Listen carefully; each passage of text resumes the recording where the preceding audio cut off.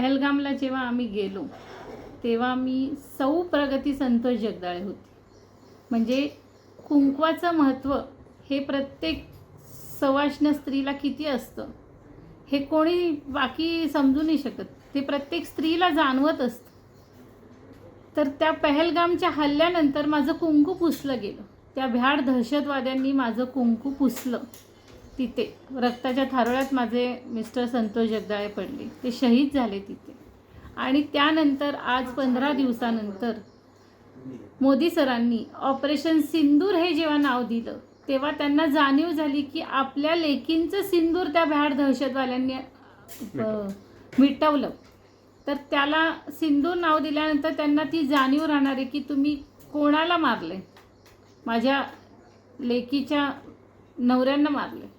ही जाणीव प्रत्येक वेळेला त्या ऑपरेशन सिंदूरमधनं त्यांना जाणवत राहील. तर ते जे नाव दिलं आहे त्यांनी आणि आता जो हल्ला करतायत ते 9 तळांवरती त्यांनी हल्ला केलेला आहे तो अतिशय योग्य आहे. आणि त्यांनी हा हल्ला आता थांबवू नये आणि दहशतवादाची पाळंमुळं त्यांनी खोदून एक एक दहशतवादी मारावा. जसं त्यांनी आमच्या लोकांना मारलं तसं एकेकाला तसंच बुलेट्सनी डोक्यात, छातीत, हातपाय तोडून त्यांना मारावं.